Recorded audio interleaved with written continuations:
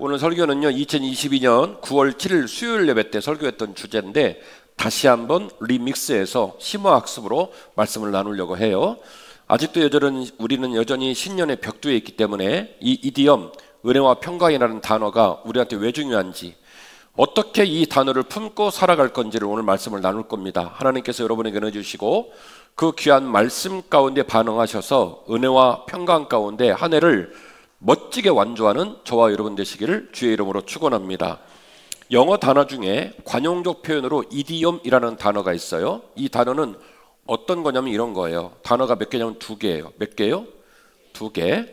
앞에 단어, 뒤에 단어가 각각의 뜻을 갖고 있고 각각의 의미를 갖고 있습니다. 그런데 이 별개의 두 단어가 붙어가지고 또 다른 형태의 제3의 메시지와 의미를 갖게 되었을 때 그 두 단어를 합쳐서 뭐라고 부르냐면 이디엄이라고 불러요. 그러니까 이 이디엄이라는 용례는 성경에만 있는 게 아니라 일반 사회학에서도 많이 쓰는 단어예요. 이디엄이라는 단어는. 그래서 오늘 생각해 볼 것은 성경 말씀 가운데 우리가 묵상해 봐야 될 이디엄이 하나 있는데 제가 소개를 했는데 그게 바로 뭐냐면 은혜와 평강이라는 거예요.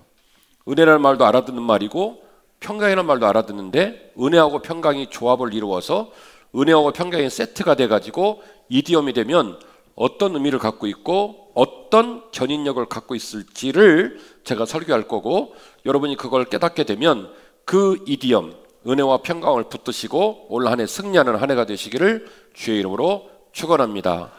아멘이시죠? 첫 번째 생각해 볼 개념입니다. 은혜와 평강에 신앙의 핵심 가치가 담겨 있는 줄로 믿습니다.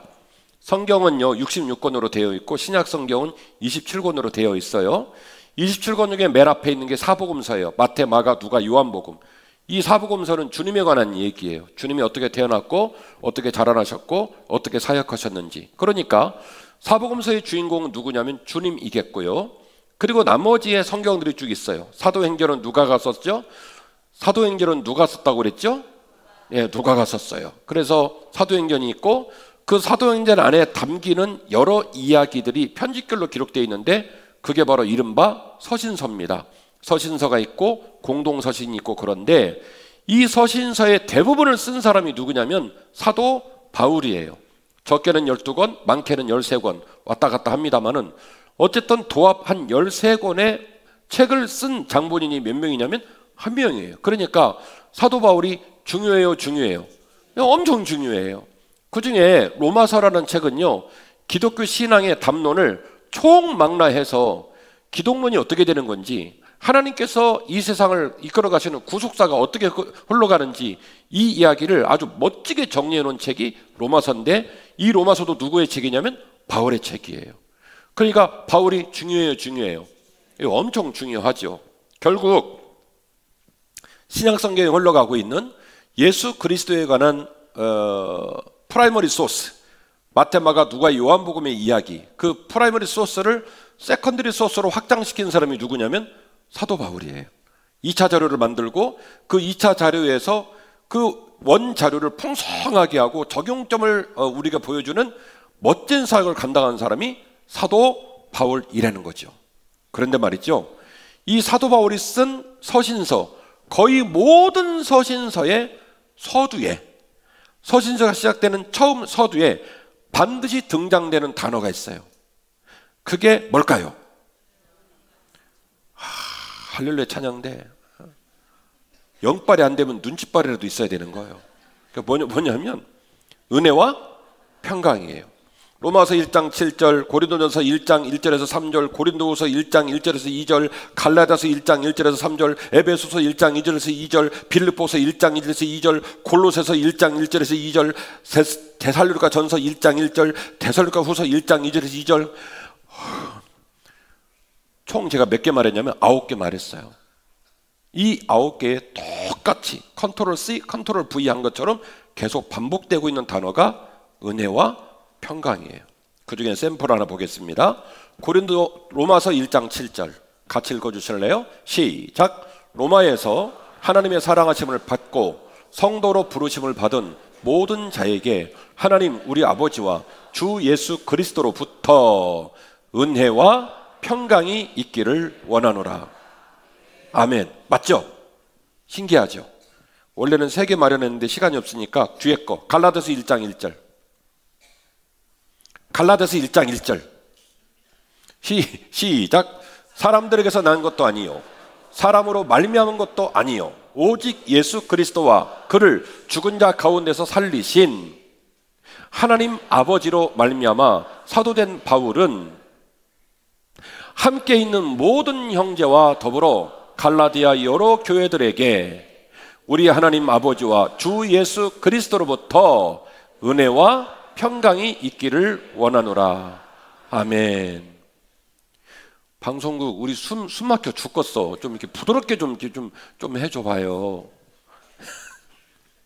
자, 9개 본문 중에 제가 2개를 여러분에게 소개했거든요. 그런데 복사기로 복사를 한 것처럼 계속 반복되고 있는 문장이 하나님 아버지와 주 예수 그리스도로부터 너희에게 은혜와 평강이 있기를 원하노라. 아멘. 모든 사도 바울의 서신서에 시종일관 등장되는 권두원이에요. 대상의 교회가 달라요. 장소가 달라요. 시간이 달라요. 그런데 장소가 다르더라도 시간이 다르더라도 대상자가 다르더라도 그 모든 다른 사람들 앞에 여전히 동일하게 우리가 묵상해야 될 중요한 영적 가치가 있는데 너희 모두에게 은혜와 평강이 있을지어다. 할렐루야.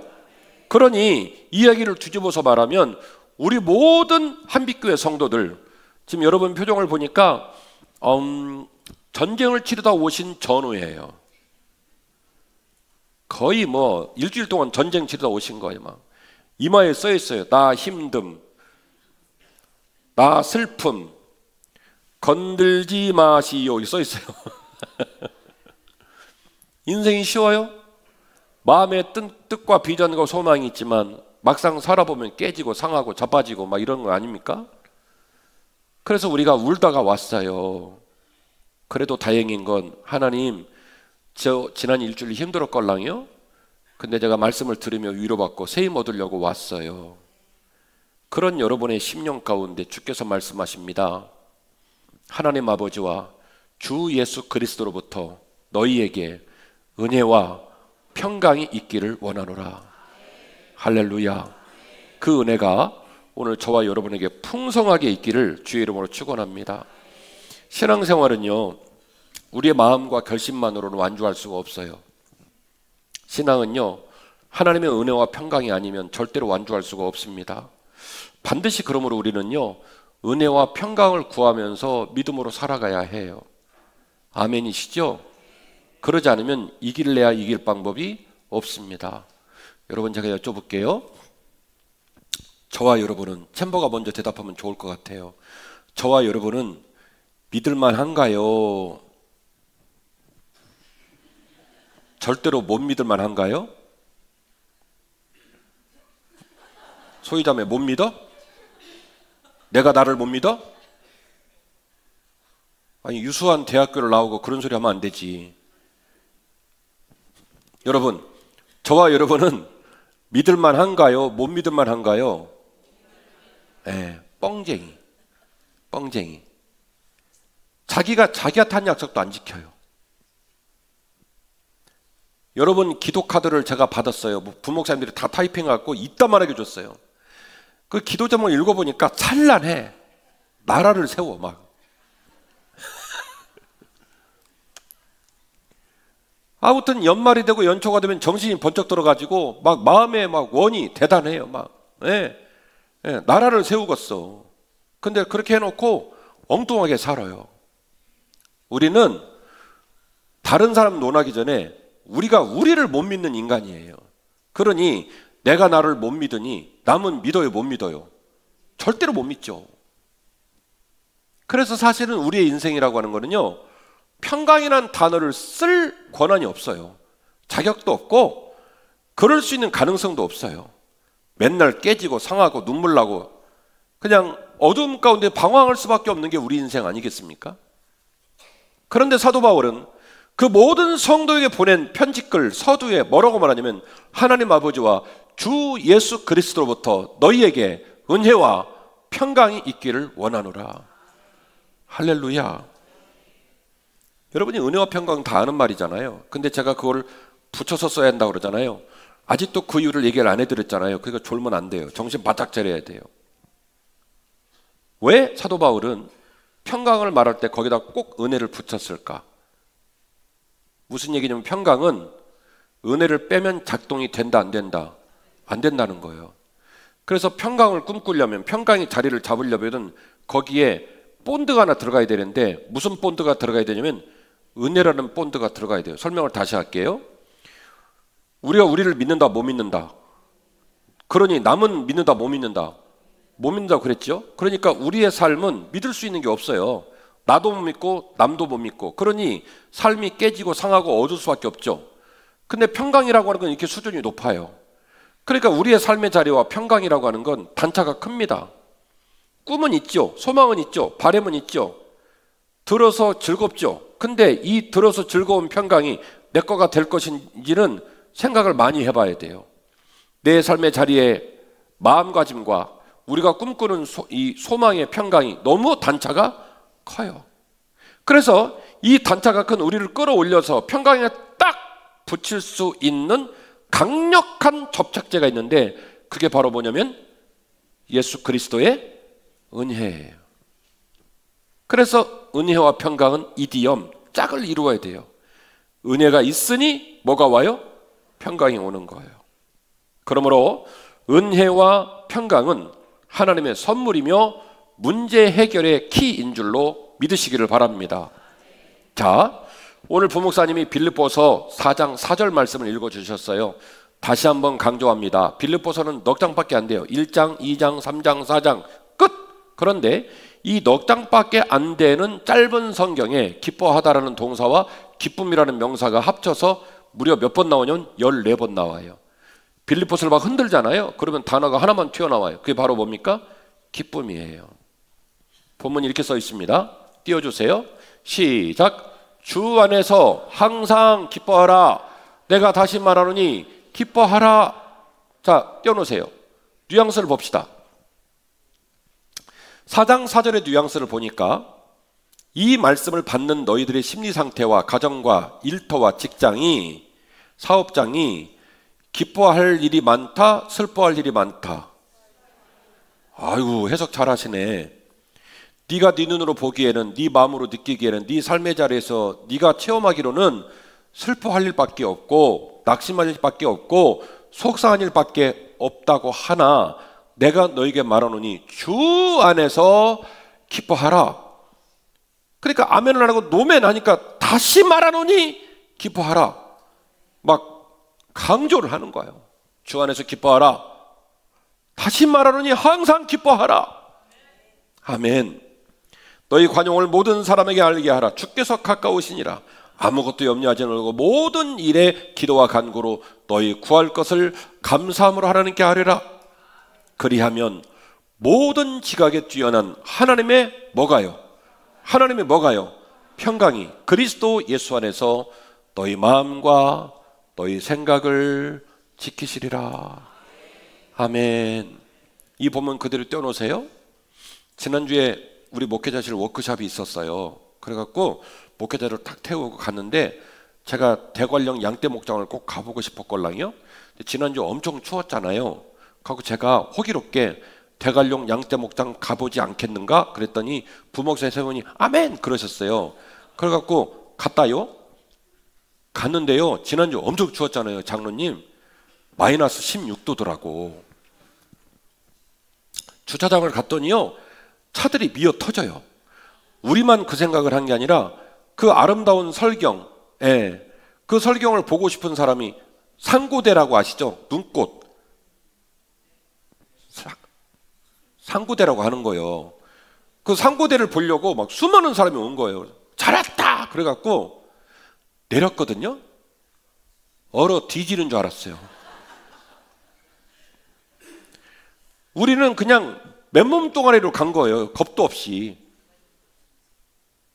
내려갖고 보니까 그 상황을 다 알고 온 중무장을 한 사람들, 귀마개 끼고 모자 쓰고 구스다운 딱 입고 등산용 양말 신고 아이젠 끼고 딱 온 사람들은요 난리 나시오. 사진 찍고 썰매 타고 막 올라갔다 내려갔다 난리를 치고 좋아 죽어. 우리는 얼어 뒤지고 있고. 그리고 내렸는데 막 쩔쩔 매는 거예요. 목사님 얼른 차 타고 가요 막 이러는 거예요. 너무 좋은데 준비만 돼 있으면, 내가 내 몸을 지킬 수 있고 내가 내 몸을 안전하게 돌볼 수 있는 준비만 돼 있으면 마음껏 누릴 수 있는 그 아름다운 산고대를 구경도 못하고 올라가 가보려고 마음만 먹고 바로 차 타고 왔어요. 너희 구할 모든 것을 감사함으로 하나님께 아뢰라. 그리하면 모든 지각에 뛰어난 하나님의 평강이 그리스도 예수 안에서 너희 마음과 너희 생각을 지키시리라. 김 목사, 최 장로, 이 권사 지난 일주일 살면서 아팠지, 슬펐지, 어려웠지. 그런데 말이다, 내가 너를 돌보고 내가 너를 안아주고 내가 너를 붙잡아 주면 네 마음이 지켜지고 네 생각이 지켜지면서 마이너스 16도의 칼바람이 불어도 안 쫄려. 산고대가 보이고 올라갈 길도 보이고 썰매도 타고 사진도 찍고 다 할 수 있다? 내가 너와 함께하면, 내가 너를 돌보면, 내가 너를 안아주면, 내가 너를 안전하게 붙잡아주면 너희 마음도 지켜지고 너희 생각도 지켜지고, 그래서 너는 불안하지 않고 어떤 사람이 되냐면 평강이 충만한 사람이 된단다. 쫄리지 않아요. 마음껏 움직이고 사진 찍고 야호 소리도 외치고 서로 고면하고 덕담 나누고 그럴 수 있는 거예요.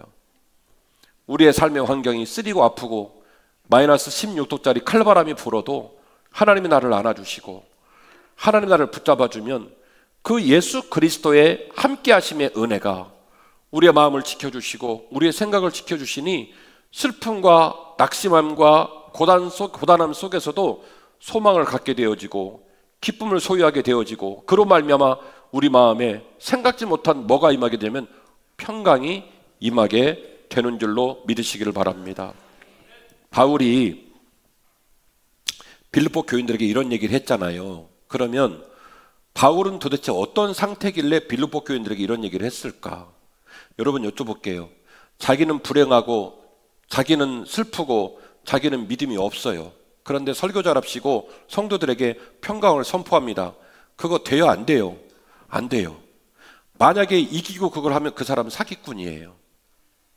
도대체 사도 바울은 당사자는 어떤 상태이기에 빌립보 교인들에게 그렇게 얘기를 했을까? 기뻐하라. 다시 말하노니 기뻐하라. 인생 사는 게 힘들어서 나 힘듦이라고 이마에 써놓고 다니지만 내가 너에게 선포하노니 기뻐하라. 다시 말하노니 기뻐하라.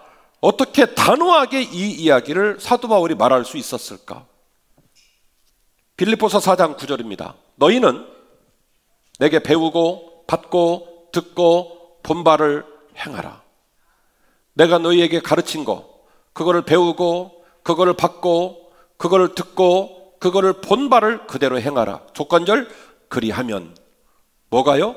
평강의 하나님이 너희와 함께 계시리라.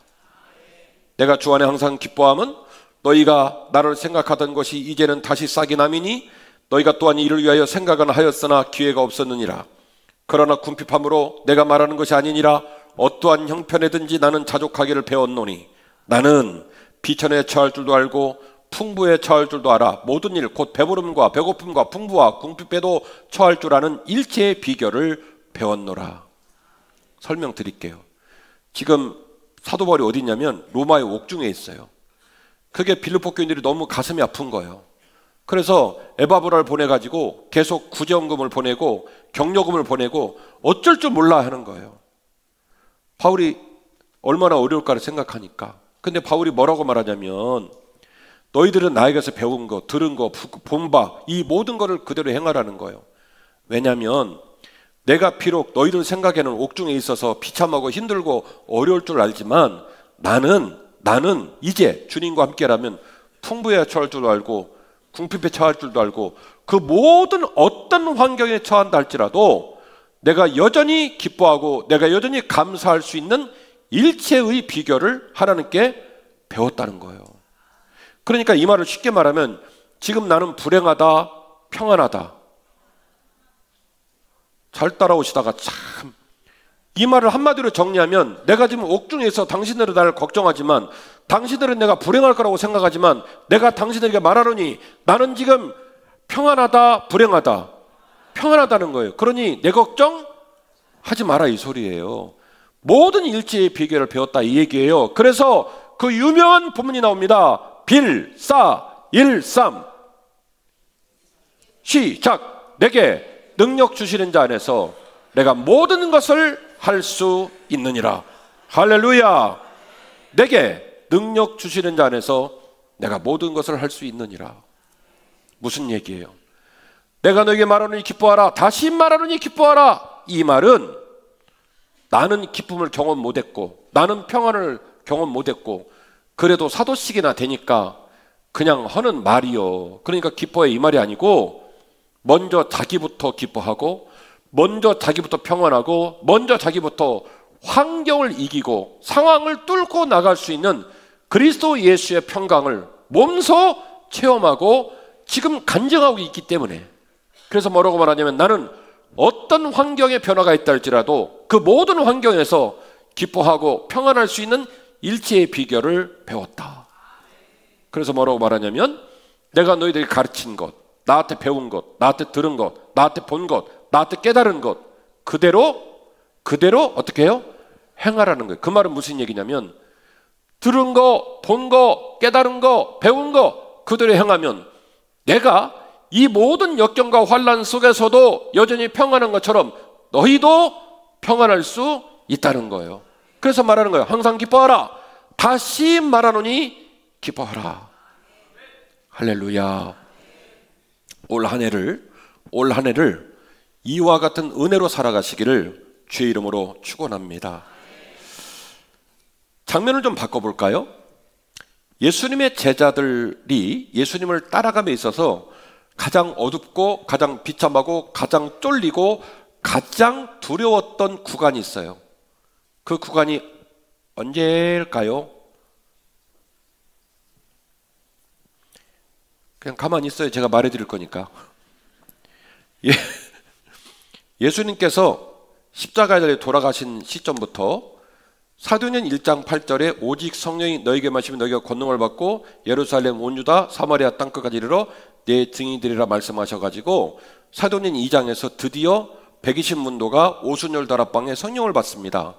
성경은 뭐라고 말하면 이 사건 이후 이 사람들이 무슨 일을 했냐면 다락방 문을 발로 차버리고 바깥으로 나와가지고 시장 바닥에 나와서 복음을 증거하기 시작했대요.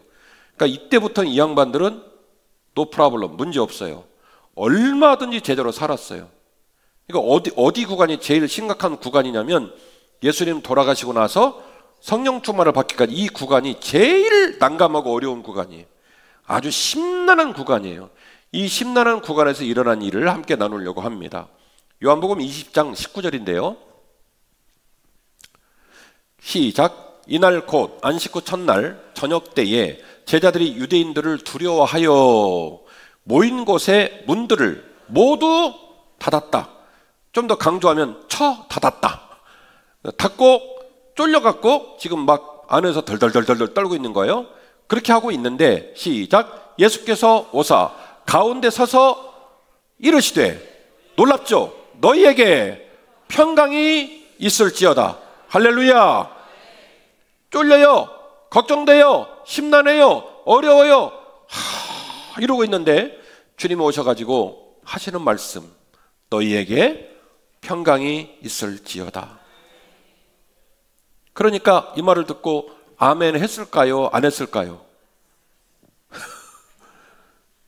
4분단.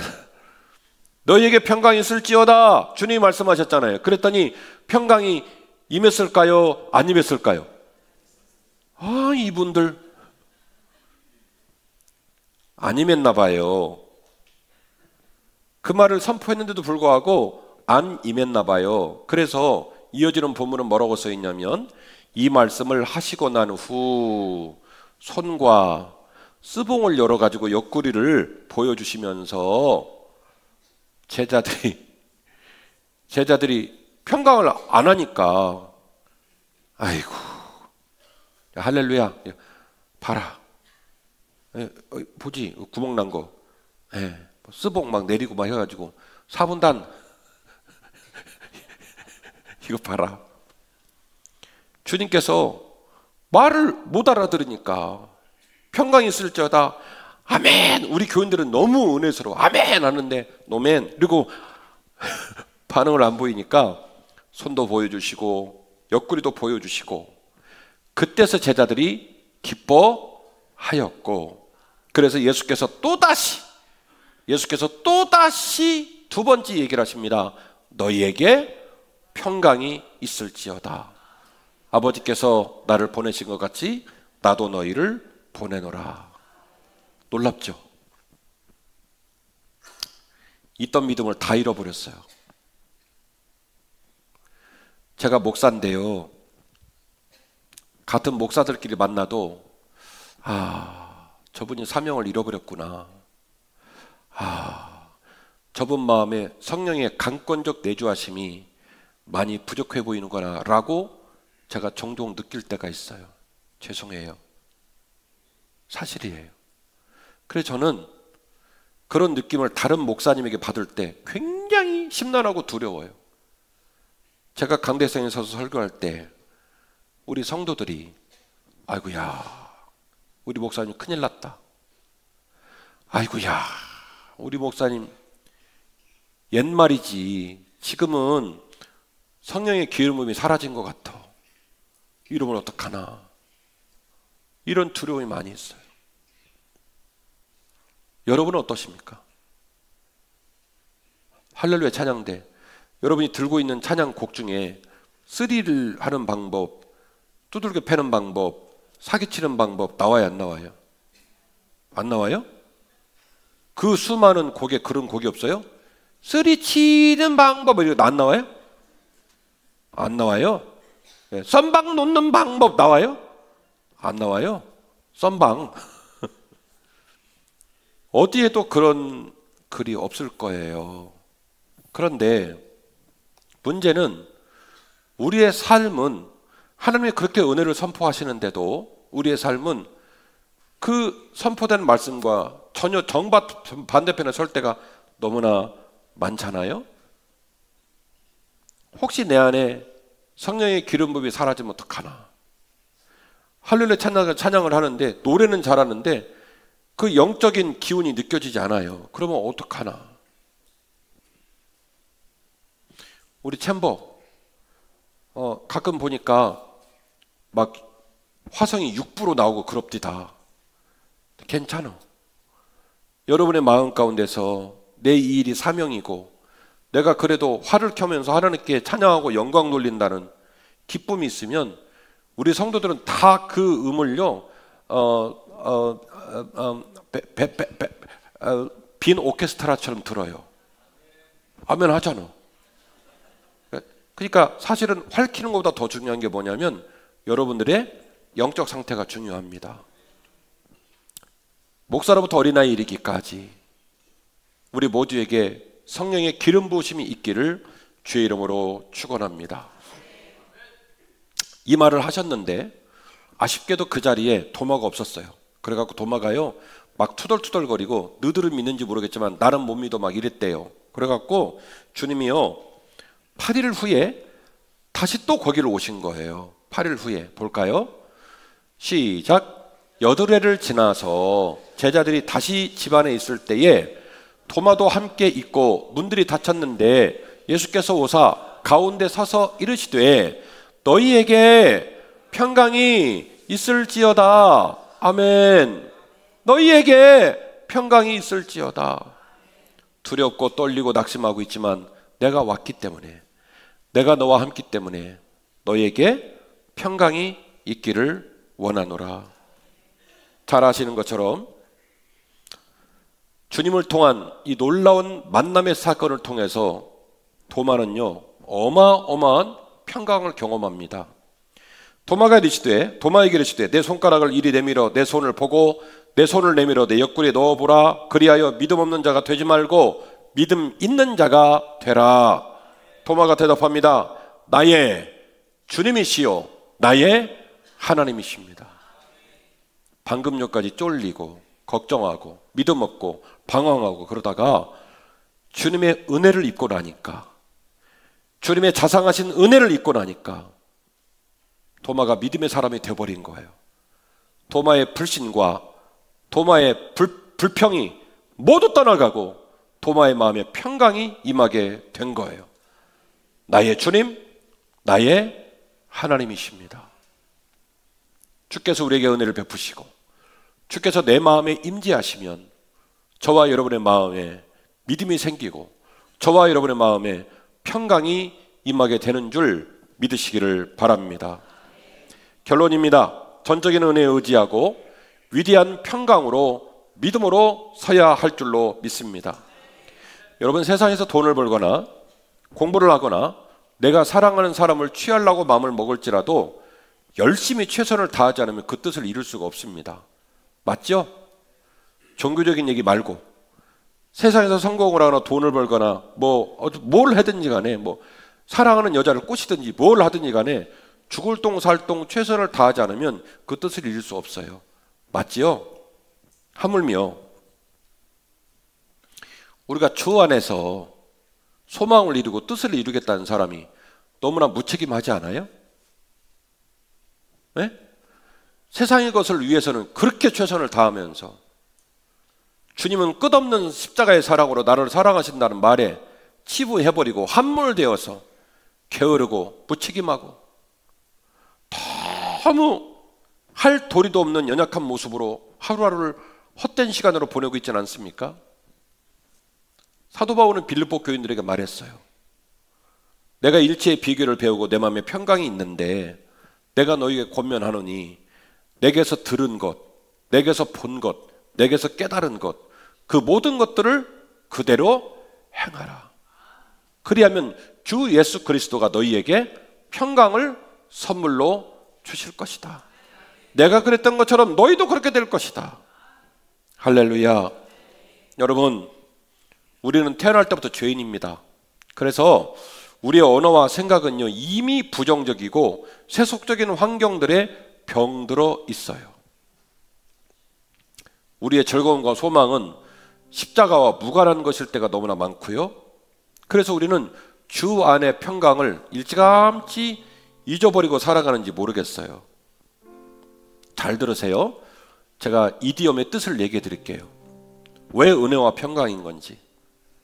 은혜는요, 우리 주님이 주시는 일방적인 강력한 사랑입니다. 내 머릿속의 생각, 내 삶의 자리, 내 태도를 가지고서는 주 안의 평강을 누릴 수가 없어요. 죄송하지만. 그러나 평강 앞에 은혜가 붙으면 얼마든지 평강할 수 있어요. 왜냐하면 은혜는 주 예수 그리스도가 우리에게 주시는 일방적인 강력한 사랑이기 때문에 그렇습니다. 내가 너를 사랑한다.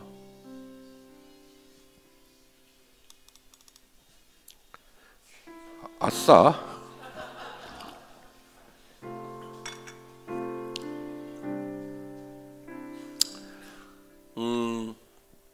우리 아들이 오늘 군대 들어가요. 어젯밤도 늦게 들어왔어요. 미흡더라고. 제가 그랬어요. 너는 너희 아빠하고 지내는 시간이 그렇게 소중하지 않냐. 아빠 나오는 날 밥 먹었잖아요. 근데 아빠 마음은 안 그렇거든요. 내일이면 이제 군대 갈 놈인데 휴전선에 있거든요. 안쓰럽고 그냥 짠하고 부모 마음은 그런 거예요. 우리 주님 마음이 그런 마음 아닐까? 이 집사, 박권사, 왜 그렇게 힘들어만 해? 왜 그렇게 어려워만 해? 너 나랑 좀 있으면 안 되니? 예배를 사모하고 힘들고 어려울 때마다 기도하고, 그리고 내가 세상에서 흔들거릴 때마다 믿음의 동역자들과 함께 손 맞잡고, 주여 나로 하여금 이 역경과 고난을 넉넉히 이기게 하옵소서. 바울의 고민이 그거 아니에요? 내가 너희들에게 가르친 그것, 들은 것들, 본 것들, 깨달은 것들 그대로 행하거라. 그리하면 주께서 너에게 평강을 주실 것이다. 우리는 일찌감치 평강을 잃어버리고 살아요. 그러나 주님의 일방적이고 위대한 그 사랑, 그 주님이 아버지처럼 주시는 그 사랑을 붙들면 우리는 다시 평강을 회복할 수 있습니다. 그래서 이디엄, 은혜와 평강이에요. 은혜가 빠지면 평강할 수 있다 없다? 없다. 그래서 이게 이디엄이에요. 은혜와 평강이에요. 올 한 해 주님을 기대하고 주님을 온전히 따르는 은혜와 평강이 넘치는 귀한 한 해가 되시기를 주의 이름으로 축원합니다.